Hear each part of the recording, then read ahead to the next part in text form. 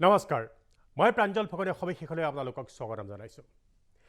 এটা কথা শুনি আহিছিলোঁ আৰু সদায় এই কথাটোকে আওৰাই থকা হয় সদায় কৈ থকা হয়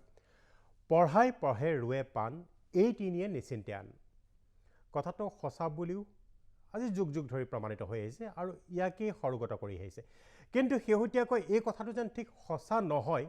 ঠিক তেনে এটা ধাৰণাকেই দিবলৈ চেষ্টা কৰা হৈছে বা তেনে এটা ধাৰণাই সৃষ্টি হৈছে কিয় যে অধিকাংশ ৰাজ্যৰ অধিকাংশ শিক্ষককেই অনাশৈক্ষিক কামত ব্যৱহাৰ কৰিছে অৰ্থাৎ এনেকুৱা উদাহৰণো আছে যে এমাহতকৈ বেছি এমাহ 10 দিন 20টা চৰকাৰী কাৰ্যসূচীত শিক্ষকসকলক ব্যৱহাৰ কৰা হৈছে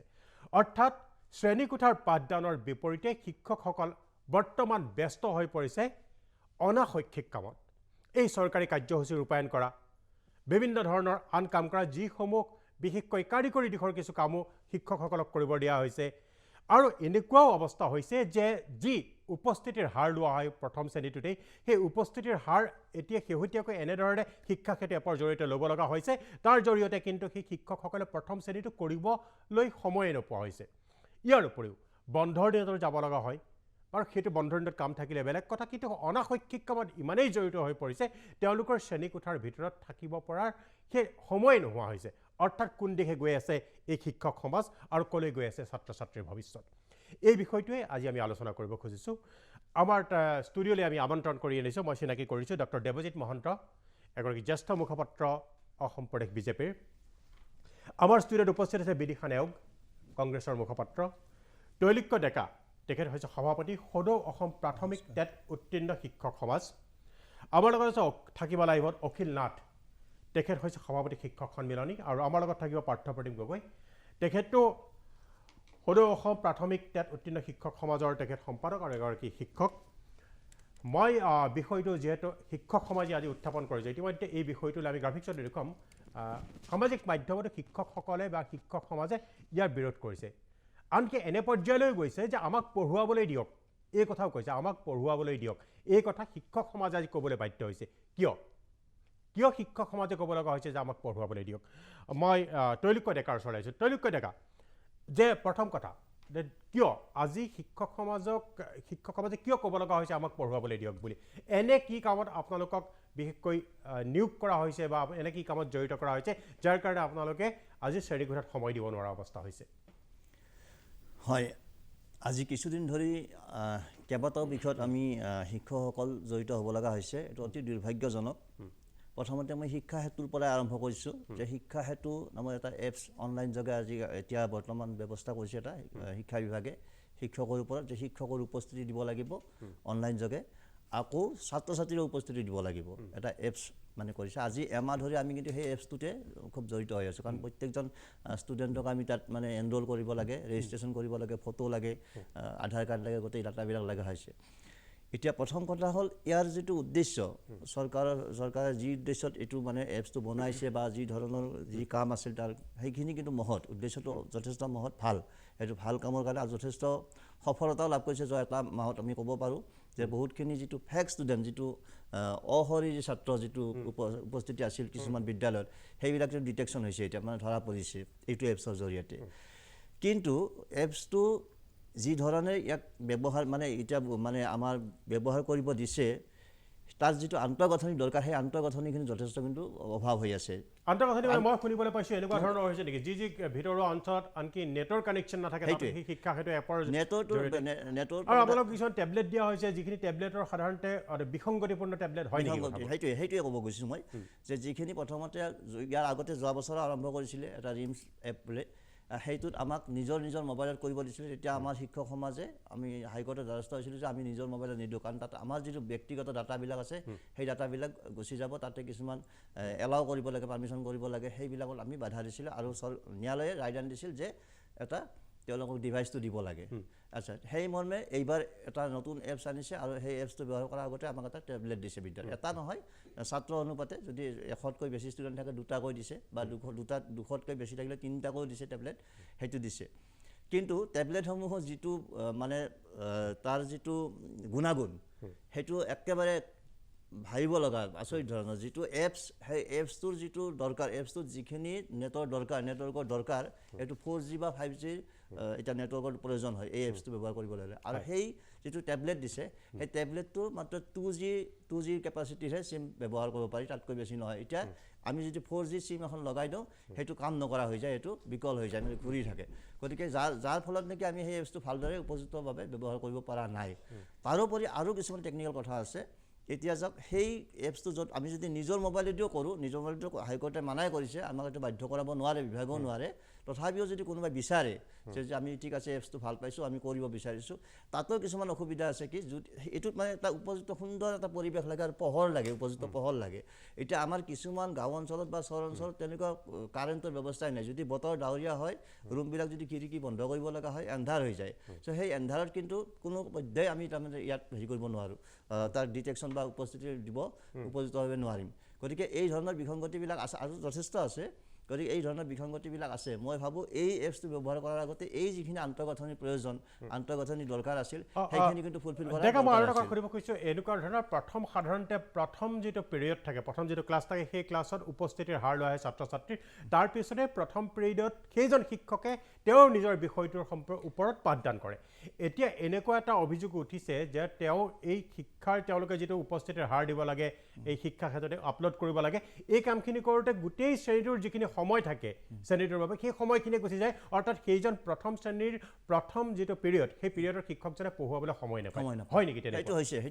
সেইটো হৈছে আৰু যিবিলাক স্কুলত ছাত্ৰ ছাত্ৰীৰ সংখ্যা অধিক মই নিজৰ স্কুলৰ কথাই কৈছোঁ আমাৰ স্কুলত 280জন ষ্টুডেণ্ট আছে অৰ্থাৎ সদায় 270-275জন উপস্থিত থাকে সেই 275 দিব লাগিলে আমাক 1.5 ঘণ্টা বা 2 ঘণ্টা সময় লাগে দুটা টেবলেট ব্যৱহাৰ কৰোঁ দুটা টেবলেট ব্যৱহাৰ কৰি আমি 2 ঘণ্টা সময় ডেইলি লাগে মানে উপস্থিতিৰ কাৰণে গতিকে এইটো যথেষ্ট সময় 2 ঘণ্টা সময় যদি লাগে পঢ়ুৱাবলৈ বহুত দৰকাৰ বহুত অসুবিধা হৈছে আমি এতিয়া মানে তেনেকুৱা এটা ভগাই লৈছোঁ যে প্ৰথম পিৰিয়ডটো আমি গোটেইখিনি নকৰোঁ কেইটামান যি হ'ল তাৰপিছত এইটো ক্লাছটো কৰোঁ তাৰপিছত আকৌ ছেকেণ্ড পিৰিয়ডত কৰিম তাৰমানে এনেকুৱা গোটেই দিনটো আমি উপস্থিতি লৈ থাকোঁ মই এইবাৰ যাব খুজিছোঁ পাৰ্থপ্ৰতিম গগৈ আপোনাক সুধিব খুজিছোঁ প্ৰথম কথা কাৰিকৰী কিছু কথা ডেকাই ক'লে এতিয়া আপোনাৰ পৰা সুধিব খুজিছোঁ অনাশৈক্ষিক কামত জড়িত কৰাৰ অভিযোগ উত্থাপন হৈছে কেনে অনাশৈক্ষিক কামত আপোনালোকক জড়িত কৰা হৈছে হয় ধন্যবাদ ফমন ছাৰ কথাটো হ'ল কি বৰ্তমান সময়ত প্ৰাথমিক বিদ্যালয় চৰকাৰী বিদ্যালয়ৰ শিক্ষকসকলক যথেষ্ট অনাশৈক্ষিক কামত ব্যৱহাৰ কৰা হৈছে এইটো কিন্তু অত্যন্ত দুৰ্ভাগ্যজনক হিচাপে এজন শিক্ষক হিচাপে আমি অনুভৱ কৰোঁ এইকাৰণে অনুভৱ কৰোঁ আমি যেতিয়া বিদ্যালয়ত পঢ়ি আছিলোঁ এনেকুৱা ধৰণৰ কিন্তু ব্যৱস্থা আমাৰ নাছিলে আমাৰ এখন শৈক্ষিক দিনপঞ্জী আছে সেই শৈক্ষিক দিনপঞ্জীখন অসম চৰকাৰ শিক্ষা বিভাগে প্ৰতিখন বিদ্যালয়ত প্ৰদান কৰে আৰু তাত বিদ্যালয়খন কেনেদৰে গোটেই বছৰটোৰ বাবে পৰিচালিত হ'ব সম্পূৰ্ণ স্পষ্টভাৱে লিখা থাকে কিন্তু বৰ্তমান সময়ত এনেকুৱা ধৰণৰ কিছু কাৰ্যসূচী গ্ৰহণ কৰা হৈছে যাৰ দ্বাৰা এই আমাৰ যিখন শৈক্ষিক দিনপঞ্জী আছে শৈক্ষিক দিনপঞ্জীখন কিন্তু নৎসাত কৰি তুলিবলৈ যেন চিন্তা চৰ্চা কৰা হৈছে গোটেই প্ৰাথমিক শিক্ষা ব্যৱস্থাৰ পৰিকাঠামোৰ কাৰণে কিন্তু এটা অশনি সংকেত বুলি আমি অনুভৱ কৰোঁ এইকাৰণে অনুভৱ কৰিব এই কথাখিনি মই ক'ব বিচাৰিছোঁ এয়া কিন্তু এজন শিক্ষক হিচাপে বা অসমৰ এজন অভিভাৱক হিচাপে ইয়াত দুৰ্ভাগ্যজনক বুলি মই ভাবিছোঁ অনাশৈক্ষিক কামবিলাক এনেকুৱা ধৰণৰ বৃদ্ধি পাইছে আজি যদি ভাবিছে কিবা এটা নিৰ্দেশনা আহিছে যে ৰূপায়ণ কৰিব লাগে কালিলৈ আকৌ এটা নিৰ্দেশনা আহে পৰহিলৈ এটা নিৰ্দেশনা আহে আৰু আপুনি ভাবিলে আচৰিত পাব যে আজি 1 মাহৰ ভিতৰত প্ৰায় 20টাতকৈও অধিক অনাশৈক্ষিক বিভিন্ন নিৰ্দেশনা বিদ্যালয়সমূহলৈ আহিছে যে শিক্ষকসকলে ৰূপায়ণ কৰিব লাগে তো আমি বিদ্যালয়ৰ শিক্ষকসকলক নিযুক্তি দিয়া হৈছে ছাত্ৰ ছাত্ৰীক শিক্ষাদান কৰিবৰ বাবে আৰু আমাৰ যিহেতু এখন শৈক্ষিক দিনপঞ্জী আছে শিক্ষক দিনপঞ্জীখনত এটা স্পষ্টভাৱে অনাশৈক্ষিক শৈক্ষিক সাংস্কৃতিক সকলো দিশ সামৰি পৰ্যালোচনা কৰিবলৈ বা ব্যৱস্থা গ্ৰহণ কৰিবলৈ ছাত্ৰ ছাত্ৰীক শিকাবলৈ ব্যৱস্থা গ্ৰহণ কৰাই আছে ইমান অতিৰিক্ত অনাশৈক্ষিক কামৰ মানে প্ৰেছাৰ বিদ্যালয়বিলাকত আহিছে যে সমগ্ৰ শিক্ষা ব্যৱস্থাটো এটা বিশৃংখল পৰ্যায়লৈ গুচি গৈছে ভাবিলে আচৰিত লাগিব আপুনি ৰাতিপুৱা যদি মোবাইলটো খোলে যদি আপুনি বিদ্যালয়ৰ প্ৰধান শিক্ষক হয় আপুনি দেখিব বিভিন্ন মানে নিৰ্দেশনা আহিব আৰু এই সৰহসংখ্যক নিৰ্দেশনা এনেকুৱা ধৰণৰ হয় আজিৰ ভিতৰত দিয়ক আজি 4টা বজাৰ ভিতৰত দিয়ক কালিলৈ ভিতৰত দিয়ক এনেকুৱা ধৰণৰ মানে শিক্ষকজনে হওক বা প্ৰধান শিক্ষকজনে কি কৰিব কি নকৰিব মানে একদম বিমূঢ় হৈ পৰে কি কৰিম আচলতে আমি কোনটো নিৰ্দেশনা কৰিম অনাশৈক্ষিক কামবিলাক কৰিম নে শৈক্ষিক কামবিলাক কৰিম শেহতীয়াকৈ যিমান ধৰণৰ যি 20টাকৈ ব্যৱস্থা গ্ৰহণ কৰা হৈছে আমি আচৰিত হৈছোঁ যে বিদ্যালয়ত চৰকাৰী কাৰ্যসূচী ৰূপায়ণৰ ক্ষেত্ৰত আপোনালোকক জড়িত কৰা হৈছে নেকি ব্যৱস্থা মানে চিন্তা চৰ্চা কৰা হৈছে ইয়াত দুৰ্ভাগ্যজনক চাওক আমি প্ৰতি মাহৰ শনিবাৰে আমি শনিবাৰে অনাশৈক্ষিক যথেষ্ট কাৰ্যক্ৰমণিকা কৰিবলৈ আমাৰ শৈক্ষিক দিনপঞ্জীত লিখা আছে। যদি বিভাগে ভাবিছে যে এইসকল অনাশৈক্ষিক কামৰ জৰিয়তে ছাত্ৰ ছাত্ৰীখিনিক আমি আগুৱাই নিয়াত সমস্যা আছে, দৰকাৰ হ'লে বিভাগৰ পৰা তেওঁলোকে অন্য ধৰণৰ ব্যৱস্থা গ্ৰহণ কৰক, আমালৈ নিৰ্দেশনা দিয়ক যে আপোনালোকে এই শনিবাৰৰ দিনা যিটো শনিবৰীয়া চৰা পাতে তাতে আপোনালোকে এনেকুৱা ধৰণৰ ব্যৱস্থা গ্ৰহণ কৰক, যাৰ দ্বাৰা শৈক্ষিক অনাশৈক্ষিক সামাজিক সাংস্কৃতিক সকলো দিশ সামৰি আমি ছাত্ৰ ছাত্ৰীক আগুৱাই নিব পাৰোঁ। কিন্তু দুৰ্ভাগ্যজনক দিনপঞ্জী আজি অৰ্থহীন। মানে প্ৰতিদিনাই নতুন গাইডলাইন আহে, প্ৰতিদিনাই নতুন নিৰ্দেশনা আহে, আমুকটো কৰিব লাগে তামুকটো কৰিব লাগে। আমি কোৱা নাই যে আমি যিহেতু শিক্ষক চৰকাৰী নিৰ্দেশনা মতে আমি পালন কৰিম, কিন্তু একে সময়তে আমাৰ মনটো বেয়া লাগে যে ইমান ধৰণৰ অনাশৈক্ষিক কামত মানে ব্যতিব্যস্ত কৰি তোলা হৈছে যে আমি ছাত্ৰ ছাত্ৰীক গুণগত শিক্ষা গগৈ মোৰ এটা প্ৰশ্ন, আপুনি অনাশৈক্ষিক আমিও কৈ আছোঁ, আপুনিও কৈ আছে, ৰাইজেও শুনি আছে, কেনে ধৰণৰ ইতিমধ্যে যিখিনি অভিযোগ উত্থাপন হৈছে অমৃত কলহ কাৰ্যসূচীটো আপোনালোকক ব্যৱহাৰ কৰা হৈছে, যে কেনে অনাশৈক্ষিক কাম উদাহৰণ সহ কওক। হয় তাত কাৰ্যসূচীত বৃক্ষৰোপণ হয় মানে অমৃত কলহৰ কাৰ্যসূচীটো ছাত্ৰ ছাত্ৰীক জড়িত কৰা হৈছে, চন্দ্ৰযানৰ কাৰ্যসূচীটো ছাত্ৰ ছাত্ৰীক বা শিক্ষকক ব্যৱহাৰ কৰা হৈছে। একে সময়তে অমৃত কলহ যাত্ৰাত এনেকুৱা ধৰণৰ ব্যৱস্থা গ্ৰহণ কৰা হৈছে, শিক্ষকক পেলুড্ৰপ খুৱাবলৈ দিয়া হয়, শিক্ষকক কেলছিয়ামৰ টেবলেট দিয়া হয়, বেংকৰ কাম কৰিবলৈ দিয়া হয়, আধাৰ কাম কৰিবলৈ দিয়া হয়, আধাৰ ষ্টেটমেণ্ট বিচৰা হয়। এই গোটেই মানে কি ক'ম, মানে এতিয়া শিক্ষা ব্যৱস্থাটো কেনেকুৱা ধৰণৰ এটা পৰ্যায়লৈ গুচি গৈছে ভাবিলে আচৰিত লাগে। হয়, এইবিলাক জানো অনাশৈক্ষিক কাম নহয়? শিক্ষক যে বেংকৰ ষ্টেটমেণ্ট দিয়ক, কিমানজন ছাত্ৰ ছাত্ৰীয়ে খোলে। ধন্যবাদ গগৈ, মই পুনৰ আহিম আপোনাৰ ওচৰলৈ। ডক্টৰ দেৱজিৎ মহন্ত, দুটা অভিযোগটো উত্থাপন হ'লেই যে শেহতীয়াকৈ বহু অনাশৈক্ষিক কামত আপোনালোকে চৰকাৰী বিদ্যালয়ৰ শিক্ষকসকলক ব্যৱহাৰ কৰিছে, যাৰ কাৰণে ছাত্ৰ ছাত্ৰীৰ ক্ষতিৰ সন্মুখীন হৈছে। কিয় এনেকুৱা ধৰণৰ পদক্ষেপ কিয়? আজি গান্ধী জয়ন্তী, গতিকে বক্তব্যৰ প্ৰাৰম্ভত মই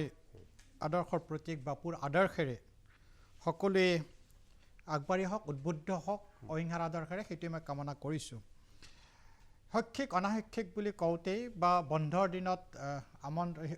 বিদ্যালয়লৈকে অহাৰ কথা কওঁতে, আজি যেনেকৈ গান্ধী জয়ন্তীৰ দিনা আপুনি যদি কেলেণ্ডাৰখন চাই বন্ধ হিচাপে ঘোষণা কৰি থোৱা হৈছে, কিন্তু যদি চাই এইটো বন্ধটোক উদযাপন কৰিবলৈ দিয়া হৈছে। এই উদযাপনৰ মহৎ উদ্দেশ্যটোৱে হয় যে অহিংসাৰ পথেৰে কেনেকৈ বাপুৱে আগুৱাই গৈ ভাৰতখনক স্বাধীন কৰিছিল সেই বিষয়ে ছাত্ৰ ছাত্ৰীৰ মাজত ছাত্ৰ ছাত্ৰীসকলক অৱগত কৰোৱা। দ্বিতীয়তে আমি যেতিয়া শিক্ষাৰ কথা কওঁ, শিক্ষা সদায় দুই ধৰণৰ হয়, এটা আনুষ্ঠানিক শিক্ষা আৰু এটা হ'ল ব্যৱহাৰিক শিক্ষা। আনুষ্ঠানিক শিক্ষা বুলি কওঁতে যিটো আমি ক্লাছৰুমৰ ভিতৰত পাঠদানৰ জৰিয়তে কৰোঁ সেইটো আনুষ্ঠানিকত পৰে, কিন্তু ব্যৱহাৰিক শিক্ষা বুলি কওঁতে যিটো আমাৰ অতিৰিক্ত পাৰ্থপ্ৰতিম ডাঙৰীয়াই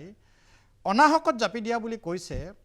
তেখেতে কৈছে চন্দ্ৰযানৰ কথাটো আমি ছাত্ৰ ছাত্ৰীসকলক অৱগত কৰোৱাটো,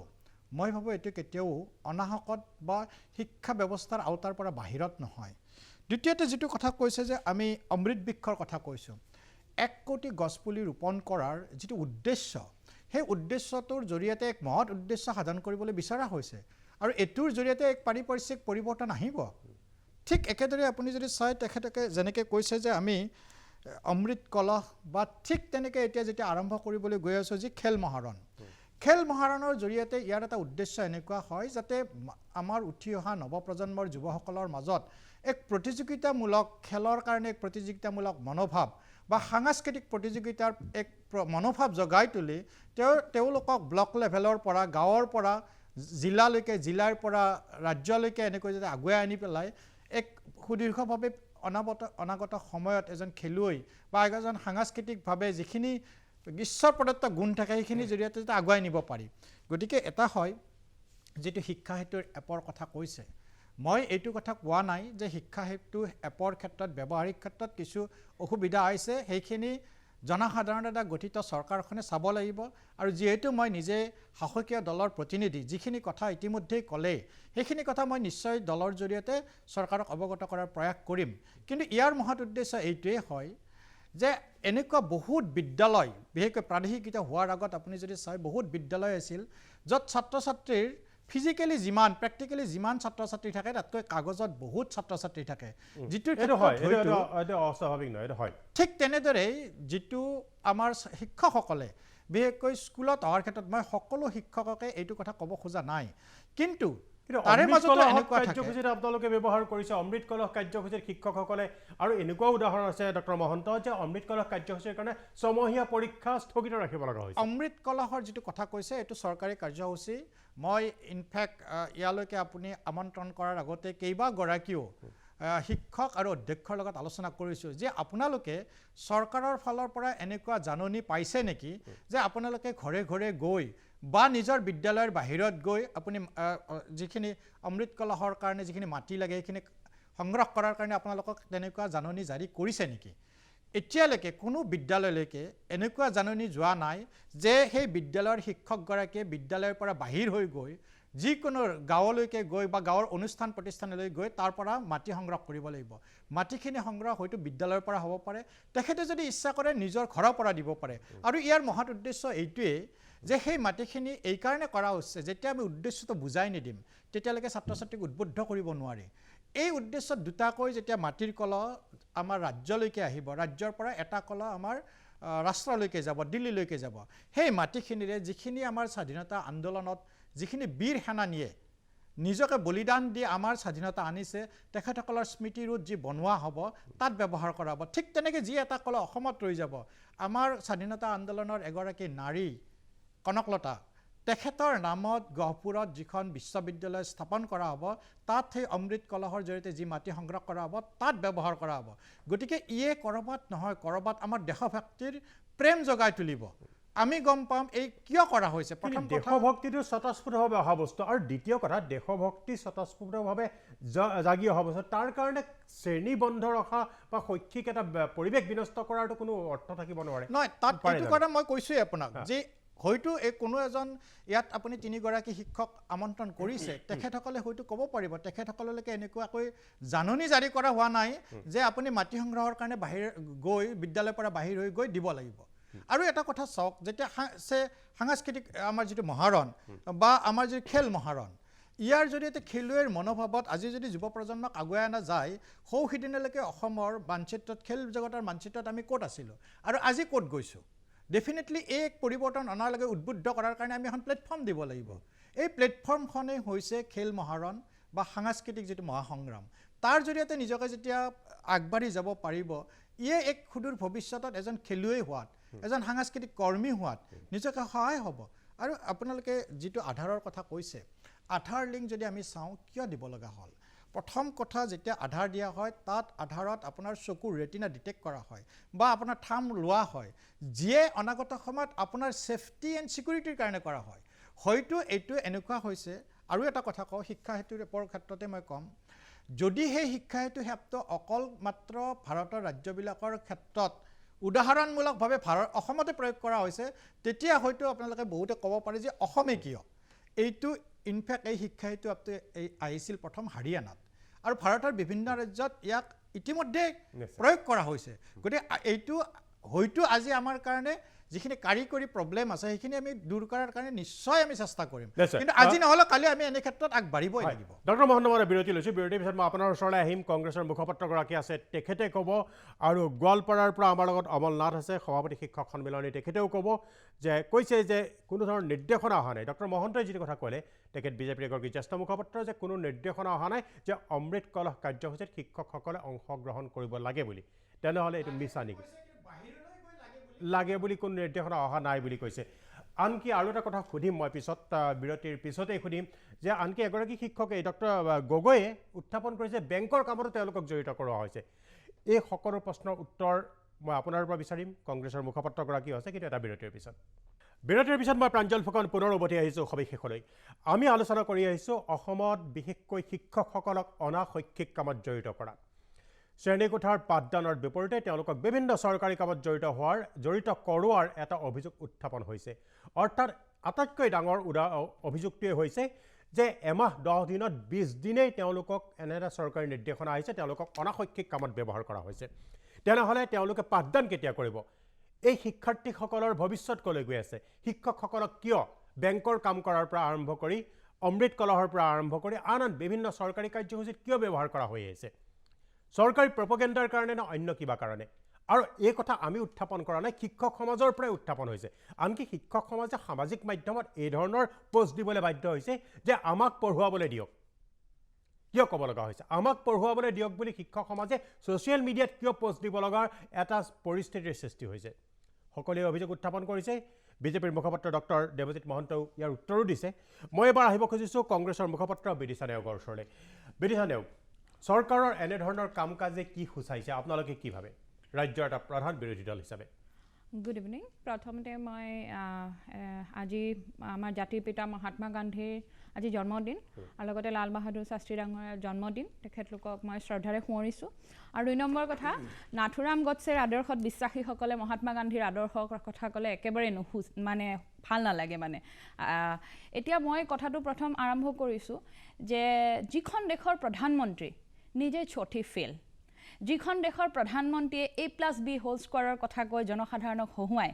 যিখন দেশৰ প্ৰধানমন্ত্ৰীয়ে ডাৱৰত ৰাডাৰে কাম নকৰে বুলি কয় যিখন দেশৰ প্ৰধানমন্ত্ৰীয়ে ষ্ট্ৰেংথ বানন কৰিব নাজানে যিখন দেশৰ প্ৰধানমন্ত্ৰীয়ে ইউনিভাৰ্চিটিৰ বানন ইউনিভাৰ্চিটি বুলি কয় তেখেত তেনেকুৱা এখন দেশৰ প্ৰধানমন্ত্ৰীৰ পৰা সেইখন দেশৰ শিক্ষাৰ উন্নতিৰ কথা শিক্ষাৰ কথা ল'ৰা ছোৱালীৰ ভৱিষ্যতৰ কথা ক'লে একেবাৰে শোভা নাপায় ২ নম্বৰ কথা আমি যিবোৰ চৰকাৰী স্কুলত আমি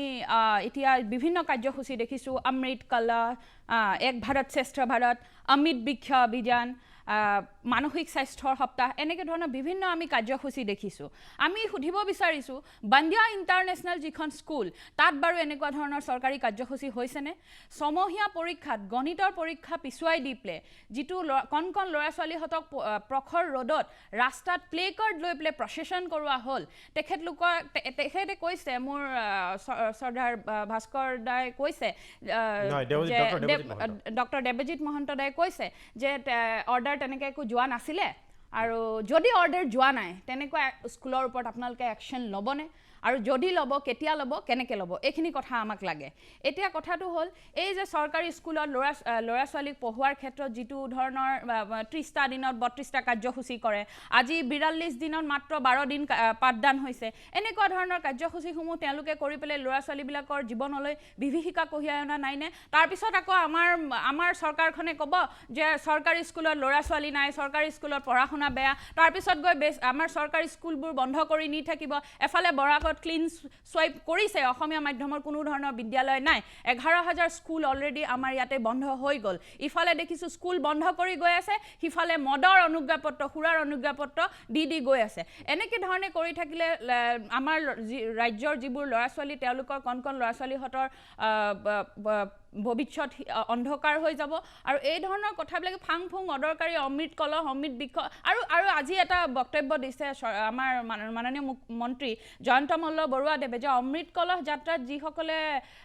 বেয়া পাইছে তেওঁলোক বাংলাদেশী মই নিজে পাৰ্চনেলি বেয়া পাইছোঁ মই বাংলাদেশী নেকি মইতো অসমীয়া ছোৱালী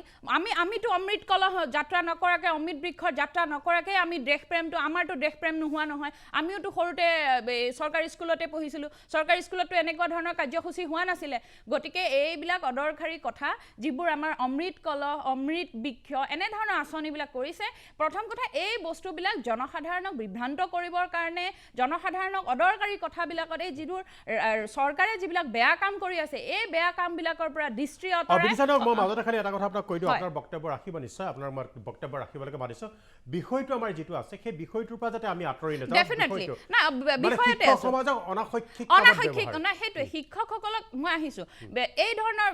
শিক্ষকসকলক এনেধৰণৰ কামবোৰত ব্যস্ত অকল শিক্ষকে নহয় গাঁৱৰ জনসাধাৰণকো ব্যস্ত কৰে আৰু আমি যিহেতু ক'বই লাগিব আমি সুবিধা নাপাওঁ আমি ক'বই লাগিব জনসাধাৰণক ব্যস্ত ৰাখিছে শিক্ষকক চৰকাৰী বিষয়ববীয়াক ব্যস্ত ৰাখিছে তেওঁলোকক কথা ক'বলৈ দিয়া নহয় তেওঁলোকক এই ধৰণৰ কামবিলাক ব্যস্ত ৰাখিলে প্ৰত্যেককেতো ছুটি এটা দিন লাগে প্ৰত্যেকটো ছুটিৰ দিনত তেওঁলোকক উঠাই লৈ যায় বেলেগ এটা কাম আৰম্ভ কৰি দিয়ে তেওঁলোকক জিৰণি নালাগে তেওঁলোকৰ পৰিয়াল নাই কিন্তু একচুৱেলি কি হৈছে চকু থাকিও কণা মুখ থাকিও বুবা এইটো যিটো কোৱা হয় ইয়াত ৰাষ্ট্ৰদ্ৰোহৰ কথা ক'লে ৰাষ্ট্ৰদ্ৰোহৰ গোচৰ লগাই দিয়া হয় এই ভয়তে আজি বিভিন্ন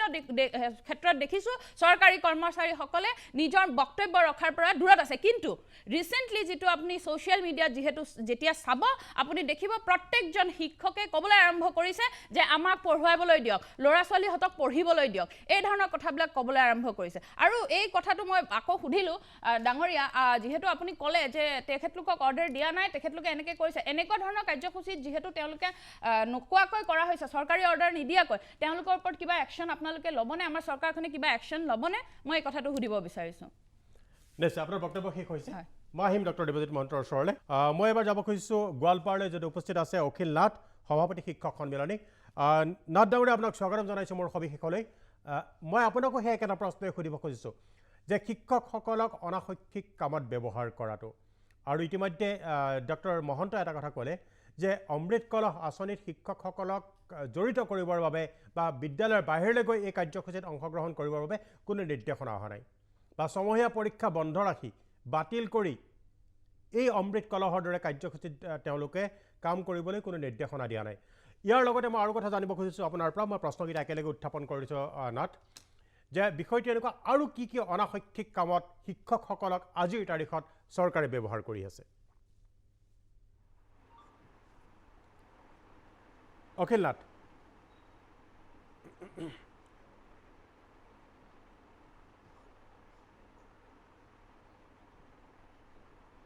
হয়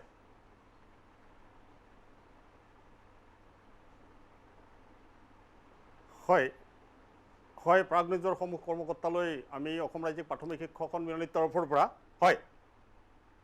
হয় শুনিছে হয় মই শুনি আছোঁ হয় হেল্ল' হেল্ল' মই শুনি আছোঁ হয়। নাথ আপুনি কৈ যাওক আমি অসম ৰাজ্যিক প্ৰাথমিক শিক্ষক সন্মিলনীৰ তৰফৰ পৰা প্ৰাগ নিউজৰ সমূহ কৰ্মকৰ্তালৈ আমি অভিনন্দন জ্ঞাপন কৰিছোঁ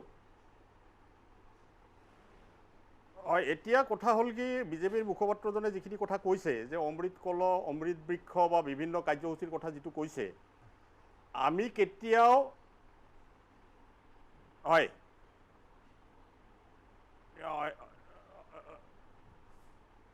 হয় এতিয়া কথা হ'ল কি তেওঁ যিখিনি কথা কৈছে আমি তেওঁলোকৰ চৰকাৰী যিখিনি কাৰ্যসূচী আছে আমি কেতিয়াও তেওঁলোকৰ বিৰোধিতা কৰা নাই তেওঁলোকে যেনেধৰণে পালন কৰে তেওঁলোকে পালন কৰক কিন্তু সেই কাৰ্যসূচীসমূহ বিদ্যালয় গৃহৰ ভিতৰলৈ নিব নালাগে বিদ্যালয়ৰ ছাত্ৰ ছাত্ৰীক জড়িত কৰাব নালাগে আৰু শিক্ষকসকলক জড়িত কৰিব নালাগে যদিহে পাঠ্যক্ৰম চলি থাকে আৰু দ্বিতীয় কথা হ'ল কি এখন শৈক্ষিক দিনপঞ্জী বছৰটোৰ কাৰণে হয় দ্বিতীয় কথা হ'ল কি শৈক্ষিক দিনপঞ্জী এখন থাকে আৰু দিনপঞ্জী মতে যদি বিদ্যালয়সমূহৰ পাঠ্যক্ৰম আগবাঢ়ি নাযায় তেতিয়াহ'লে ল'ৰা ছোৱালী সাধাৰণতে পিছ পৰিব এতিয়া আপোনাক জনাব বিচাৰিছোঁ যে যোৱা এপ্ৰিল মাহৰ পৰা ছেপ্টেম্বৰ মাহৰ 30 তাৰিখলৈ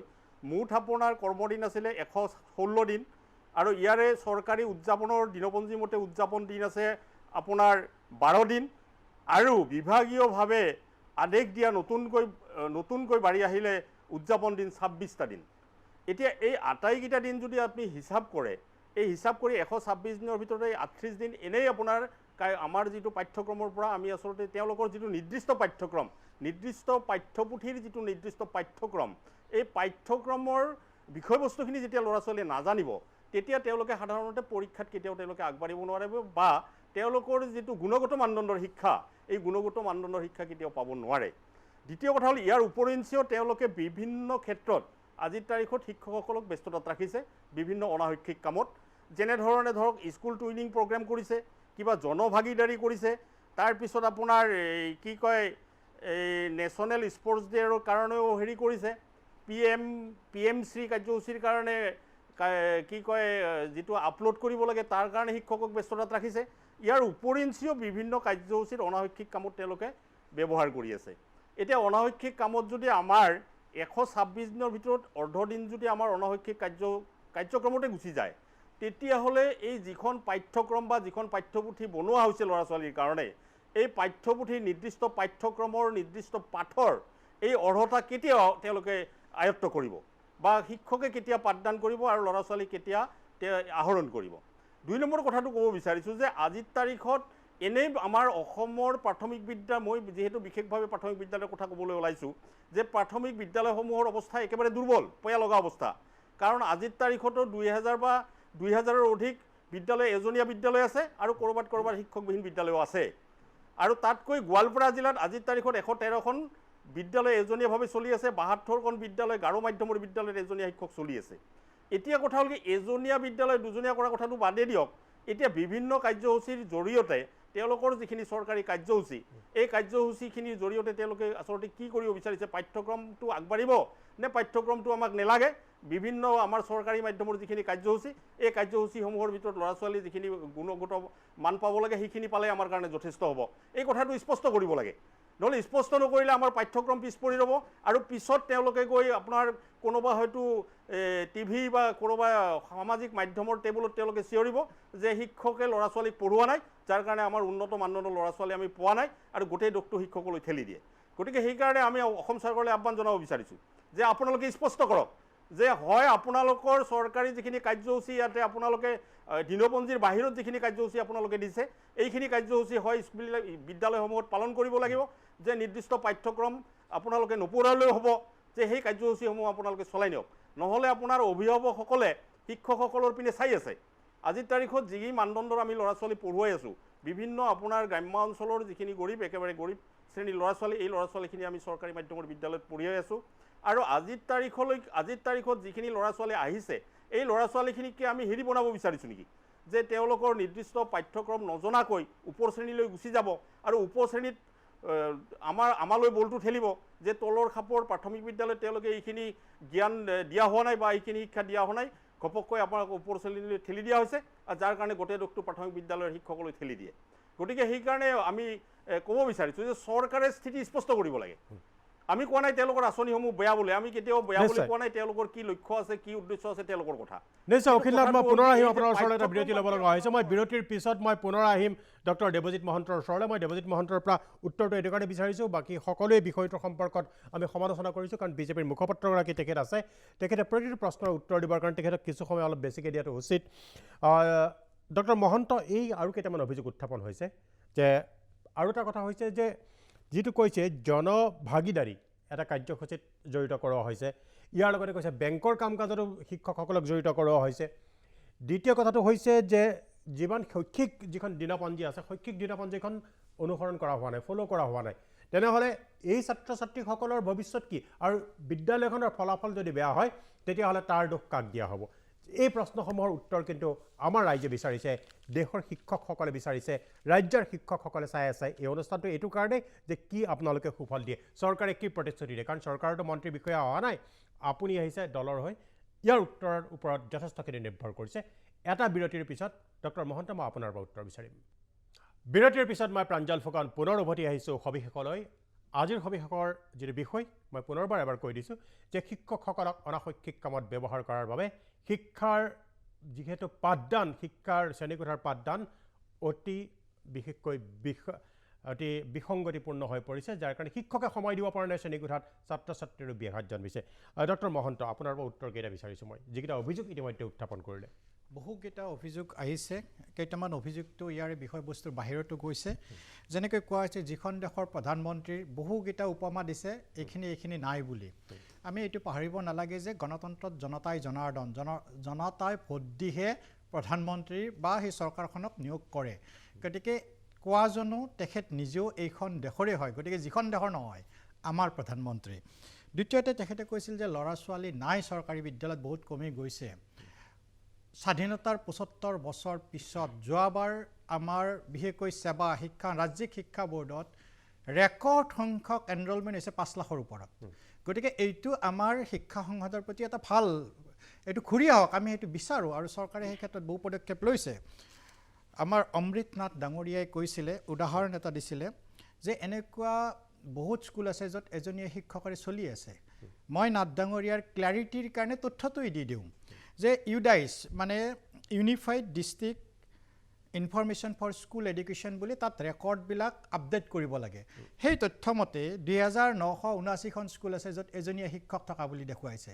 আৰু হয়তো এই নাথ ডাঙৰীয়াই এইটোও অৱগত হয় যদিও কোৱা নাই,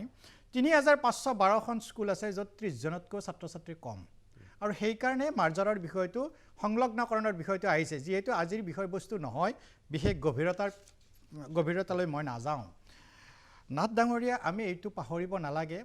যে চৰকাৰে যি কৰে কৰক, কিন্তু ছাত্ৰ ছাত্ৰীক ইয়াত সংলগ্ন কৰিব নালাগে। চৰকাৰ কোনো এটা বেলেগ সংস্থা নহয়। ছাত্ৰ ছাত্ৰীৰ যদি ভৱিষ্যত আমি ঠিক কৰিব নোৱাৰোঁ, এইটো আমিও ৰাজনৈতিক দল হিচাপে অৱগত হয় যে ৫ বছৰ পিছত আমিও জনসাধাৰণৰ ওচৰত যাব লাগিব। গতিকে ছাত্ৰ ছাত্ৰীৰ বা অভিভাৱকে বেয়া পোৱা কাম আমি কোনো ধৰণৰ কাম কৰিব নোখোজোঁ। এতিয়া বহু ক্ষেত্ৰত আপুনিও বহুতবাৰ সুধিছিলে কিনো অনাশৈক্ষিক কামত এখেতসকলক নিয়োগ কৰা হৈছে বা কৰিবলৈ কোৱা হৈছে মই এটা উদাহৰণ দিছিলোঁৱেই যিটো প্ৰশ্ন মোৰ কংগ্ৰেছৰ মুখপাত্ৰগৰাকীয়ে দুবাৰমান সুধিছে কি ব্যৱস্থা ল'ব যদি দিয়া নাই মই এইটো কোৱা নাছিলোঁ এইটো কৈছিলোঁ যে অমৃত যিটো অমৃত কলহত মাটি সংগ্ৰহ কৰিব লাগে অমৃত কলহত মাটি সংগ্ৰহ কৰিবৰ কাৰণে শিক্ষাগুৰুসকলক স্কুলৰ কম্পাউণ্ডৰ বাহিৰলৈ গৈ বা ঘৰে ঘৰে গৈ বা অনুষ্ঠান প্ৰতিষ্ঠানলৈ গৈ মাটি সংগ্ৰহৰ কাৰণে কোৱা নাই কৈছে হৈ আপুনি স্ব-ইচ্ছাই নিজৰ ঘৰৰ পৰা কৰে বা স্কুলৰ মাটি সংগ্ৰহ কৰে সেইটোহে কোৱা গৈছিল দ্বিতীয়তে অনাশৈক্ষিক বুলি যিটো শব্দ বাৰে বাৰে ব্যৱহাৰ কৰা হৈছে খেল মহাৰণটোক আমি অনাশৈক্ষিক বুলি ক'ম নেকি সাংস্কৃতিক সমাৰোহটো যাৰ জৰিয়তে এটা প্ৰতিভা আগুৱাই আহিব সেইটো অনাশৈক্ষিক বুলি ক'ম নেকি মানসিকটো কি মানসিক সপ্তাহ বুলি কিবা এটা আপোনালোকে আৰম্ভ কৰিছে এসপ্তাহৰ কাৰণে নহয় তাৰমানে বস্তুটো এনেকুৱা হয় যেনেকৈ অহিংস দিব বুলি কৈছে আৰু এটা মই গোটেইকেইটা মোৰ ইভিন লিখিও আনিছিলোঁ অমৃত বৃক্ষ আন্দোলন শিক্ষক শিক্ষয়িত্ৰীসকলে শ্ৰেণীকোঠাত কেনেকৈ সময় দিব এসপ্তাহ মানসিক কিবা সপ্তাহ নামৰ এটা সপ্তাহ দিলে আপোনালোকে কেতিয়াও এনেকুৱা গাইডলাইন যোৱা নাই মানসিক স্বাস্থ্য সপ্তাহৰ নামত 7 দিন ক্লাছৰুমত নোযোৱাকৈ ক্লাছ নকৰাকৈ আপোনাক কেতিয়াও এই এসপ্তাহটো পালন কৰিব দিয়া নাই যেনেকৈ আজি অহিংস দিব বুলি কোৱা হৈছে 2 অক্টোবৰটো তাৰ মানে এইটো কোৱা নাই যে আজি এনেও বন্ধ আছিল উদযাপন কৰিবলৈ কোৱা হৈছে 26 জানুৱাৰী 15 আগষ্ট যেনেকৈ আগতে বন্ধ বুলি ঘোষণা হৈছিল এতিয়া উদযাপন কৰিবলৈ কোৱা হৈছে ঠিক তেনেকৈ আপুনি চাওক অমৃত বৃক্ষ যিটো আমি লগোৱাৰ কথা কৈছোঁ আমি অকল ঘোষণাতে সীমাবদ্ধ থকা নাই আমি কৈছোঁ যে প্ৰতিডাল যি 1 কোটি গছৰ আমাৰ লক্ষ্য এই গছ পুলিজোপা যিয়ে ৰুব তেখেতক সেই গছপুলিটো যাতে বাচি থাকে তাৰ কাৰণে 200 টকা তেখেতক দিবৰ কাৰণেও চৰকাৰে ঘোষণা কৰিছে আনকি তেখেতে 100 টকা যিটো প্লেণ্টিং বা যিখিনি ফটোগ্ৰাফ বা যিখিনি কৰিব লাগে তাৰ কাৰণেও 100 টকা দিয়া হৈছে ভাবকচোন আমাক এনেকৈ কোৱা হৈছিল এক বৃক্ষ হাজাৰ পুত্ৰ সম গতিকে এডাল গছ যদি ৰুওঁ আমি ভাৰতৰ আজি পৃথিৱীৰ 20খন পলিউটেড চহৰৰ ভিতৰত বিশ্বাস কৰিবলৈ তাৰ নহয় 14খনে ভাৰতৰ গতিকে বনাঞ্চল বিলাক কিয় কাটিলে আপোনালোকে বহুতটো বনাঞ্চল কটাৰ বহুতটো বনাঞ্চল কাটা আমি অভিযোগ দেখিছো মই আপুনি কৈ থাকোতে এবাৰো মাতা নাই না মই সুধিব লাগিব আপোনাৰ মোৰ ফ্ৰীডম অফ স্পীচ মই সুধিব লাগিব আপোনাৰ এইটোক নকয় আপুনি কৈ থকা মই আপোনাৰ লগত আৰ্গুমেন্ট কৰা নাই মই সুধিছো তেতিয়া হলে আপুনি আপোনাৰ সময়ত সুধিব লাগে বুলি এনেকুৱা কালচাৰ কিয় লয় ৰাজপথৰ আন্দোলনৰ নিচিনা এখেতে কৈ আছে কবনি আন্দোলন কৰিবলৈ বন্ধই কৰি দিলে আৰু এটা কথা কংগ্ৰেছৰ সেইটোৱে বিৰম্বনা হয় তেখেতে কওঁতে বাৰে বাৰে যেনেকৈ কৈছে যিখন দেশৰ প্ৰধানমন্ত্ৰী তেখেত কোনখন দেশৰ মই এখন দেশৰ তেতিয়াহ'লে আপুনি যিখন দেশৰ বুলি কিয় কয় কিয় নকম তেওঁ তাৰমানে আপোনাৰ কালচাৰে এনেকুৱাকৈ আপোনাক আপব্ৰিংগিং কৰিছে নেকি আপোনাৰ ফেমিলি যি এনেকুৱাকৈ আপুনি যিখন দেশৰ প্ৰধানমন্ত্ৰী কোনখন দেশৰ প্ৰধানমন্ত্ৰী আমি তৰুণ গগৈ ডাঙৰীয়া আমাৰ মুখ্যমন্ত্ৰী বুলি ক'ম আমি ক'ম নেকি কংগ্ৰেছৰ মুখ্যমন্ত্ৰী এইখিনি কথাও যদি আপুনি ৰাজীৱ গান্ধী ইন্দিৰা গান্ধী গালিয়ে পাৰি আছে আপোনালোকে দেখোন গালিয়ে পাৰি থাকে ইমান দিন কি কৰিলে এইবিলাক ৰাজহুৱা হেৰি নাম ইন্দিৰা গান্ধীৰ ৰাজীৱ গান্ধীৰ নামত দিলে এইবিলাক গালি কিয় পাৰে আপোনালোকৰ প্ৰধানমন্ত্ৰী নহয় নেকি নহওক তেখেতে যিহেতু নিজৰ হেৰিত তেনেকেই ভাবিছে তেখেতক তাৰমানে এটা কথা আছিলে যত দৃষ্টি বেদত কৈছিল যত দৃষ্টি তত সৃষ্টি আপুনি যেনেকুৱাকৈ ভাবে পৃথিৱীখন সেনেকুৱা নহয় যদি পৃথিৱীখন ভাল বুলি ভাবিব লগা হয় আপোনাৰ চিন্তাধাৰা পৰিৱৰ্তন হ'ব কেনেকৈ চৰকাৰী স্কুলত পঢ়িবলৈ দিয়া নাই নহয় ৰ'দত ঘূৰিবলৈ সেইকাৰণে বেলেগৰ কথাটো বুজিব নোৱাৰে এই ল'ৰা ছোৱালীবিলাক কণ ল'ৰা ছোৱালীবিলাকক ৰ'দত ঘূৰাই ফুৰিছে গণিতৰ পৰীক্ষা কেঞ্চেল কৰি দিছে কৈছে অথচ অৰ্ডাৰ দিয়া নাই এইখনেই স্বাধীনতাৰ 69 বছৰৰ 75 বছৰৰ 55 বছৰ কংগ্ৰেছৰ শাসন আছিল এই 55 বছৰত শিক্ষকবিলাক কিয় নিযুক্তি দিয়া হোৱা নাছিল তেখেতসকলে য'ত এৰি থৈ গৈছে আমি তাৰ পৰাহে আৰম্ভ কৰিব লাগিব কিয় নিযুক্তি দিয়া নাই আমি কেনেকৈ পঢ়িলো চৰকাৰী স্কুলত নহ'লে 2016 চনৰ আগলৈকে আপুনি তেখেতসকলে কয় কি যেতিয়া আমাৰ আজিৰ তাৰিখত আমি কি কৰিছোঁ জানে সংখ্যাই তথ্যই সত্যটো প্ৰতিপন্ন কৰে আজি অসমত 48,500খন বিদ্যালয় আছে প্ৰায় 2,48,000 শিক্ষক শিক্ষয়িত্ৰী আছে তানে NCERTয়ে তাৰমানে ৰাইট টু এডুকেশ্যনে এটা অনুপাত নিৰ্ধাৰণ কৰি দিছিল অৰ্থাৎ আপুনি 35 জন যদি প্ৰাথমিক হয় 30 জনৰ বিপৰীতে এজন শিক্ষক থাকিব লাগে আৰু যদি মাধ্যমিক বা তাৰ ওপৰত হয় 30 জনৰ বিপৰীতে থাকিব লাগে সৰ্বভাৰতীয় পৰ্যায়ত আজি সেইটো ৰেচিঅ' হৈছে 26:1 কিন্তু অসমৰ প্ৰেক্ষাপটত সেইটো ৰেচিঅ' হৈছে 22:1 অৰ্থাৎ 22 জন ছাত্ৰ ছাত্ৰীৰ বিপৰীতে আছে এইটো মই কোৱা নাই ইউডাইছটো যদি আপুনি খুলি চাই তাত এইবিলাক তথ্য আছে এইটো সফলতাৰ পৰিচয়ক নহয় গতিকে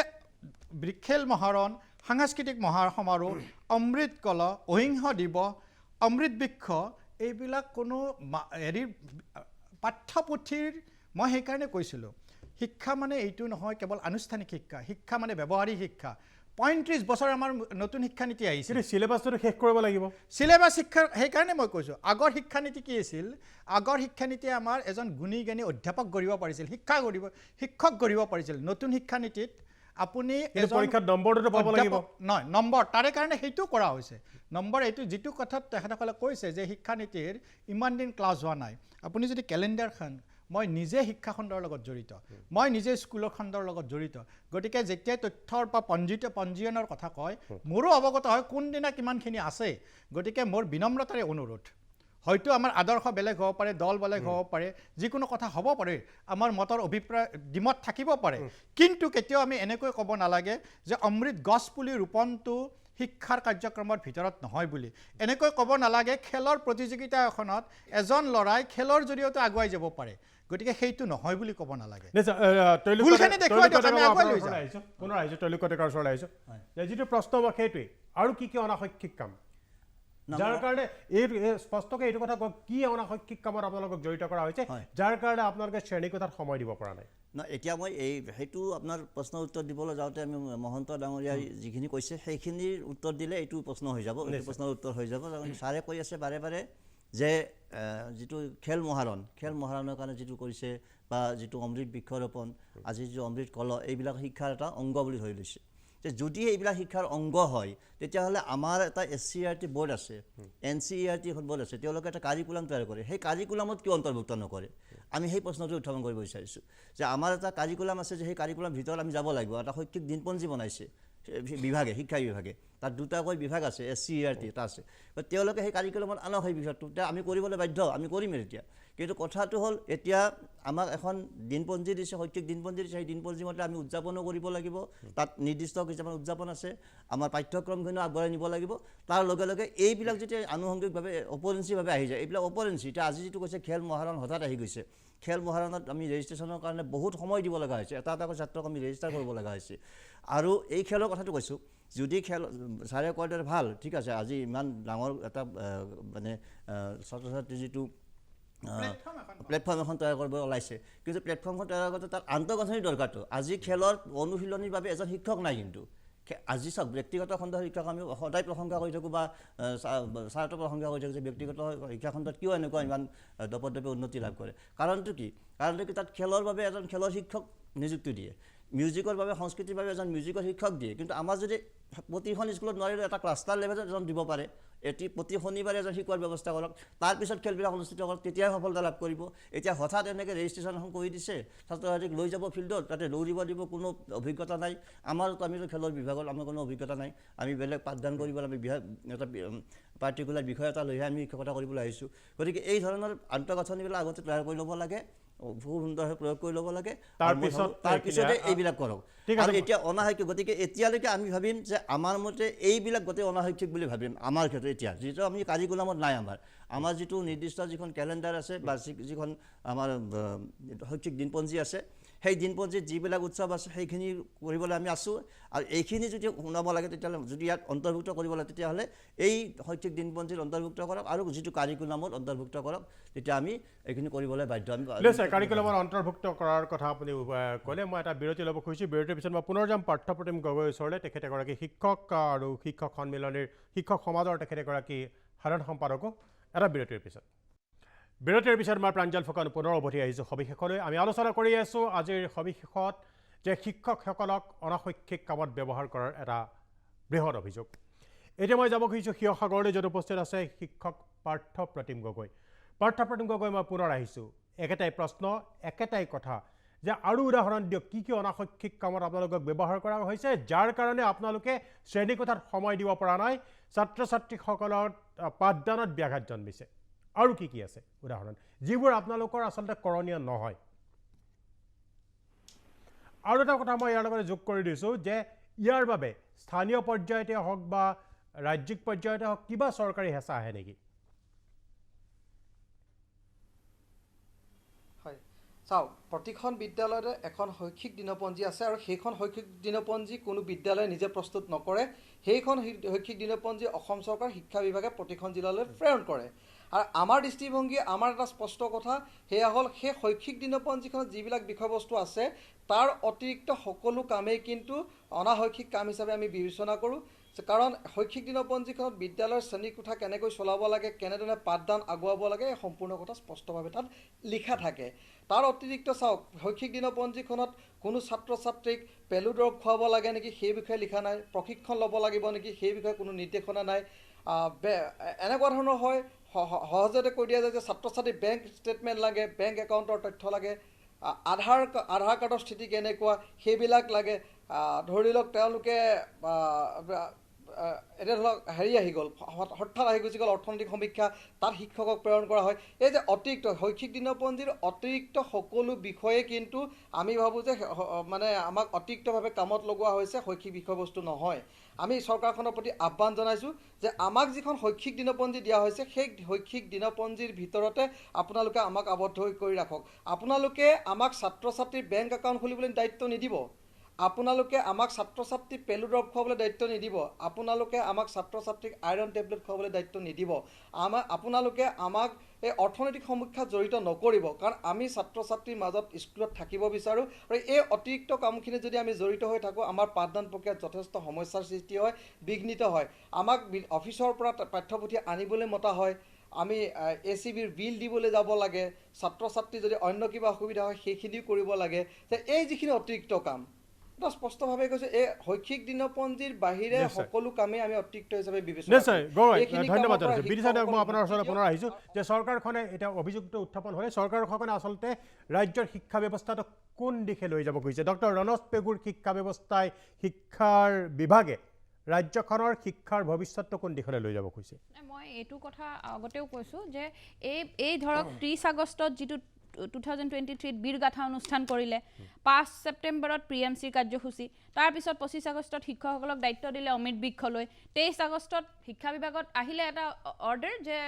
চন্দ্ৰয়ান দেখাব লাগে বুজি পালোঁ চন্দ্ৰয়ান দেখাব লাগে এইটো এটা ভাল কথা কিন্তু ল'ৰা ছোৱালীক ভোক পিয়াহ ৰাখি গোটেই দিন ৰাখি সন্ধিয়া সময়ত বিভিন্ন গাঁও জেগাত নেটৱৰ্ক নাই কাৰেণ্ট নাই কেনেকৈ দেখাব চন্দ্ৰয়ান সেই কথাবিলাক কিন্তু গুৰুত্ব নিদিলে তেওঁলোক ঘৰলৈ কেনেকৈ যাব নিশাখন তেওঁলোকে একো গম নাপালে সেইবিলাক কথা তেওঁলোকে নাভাবিলে জাষ্ট অৰ্ডাৰ এটা দিব লাগে দি দিলে ঠিক আছে চন্দ্ৰয়ান হ'ল 1 ছেপ্টেম্বৰৰ পৰা 15 ছেপ্টেম্বৰলৈ দিয়া হ'ল বিদ্যালয়সমূহত স্বচ্ছ পখৱাৰা কাৰ্যসূচী এইটো এটা দিয়া হ'ল 22 আগষ্টত শিক্ষকসকলক আধাৰ সংযোগ কৰিবলৈ দিলে বুজি পালোঁ আধাৰৰ কথা ক'লে মই অলপ বুজি পালোঁগৈ কথাটো 17 ছেপ্টেম্বৰত অমিত বিক্ষ 25 ছেপ্টেম্বৰত খেল মহাৰণৰ পঞ্জীয়ন 13 ছেপ্টেম্বৰৰ পৰা 2 অক্টোবৰলৈ বিদ্যালয়সমূহত স্বচ্ছতা হি সেৱা এই ধৰণৰ কাৰ্যসূচী কৰিবলৈ দিয়া হ'ল অমৃত কলহ আছিলে 28 ছেপ্টেম্বৰৰ পৰা 2023 চনৰ পৰা মেৰা দেশ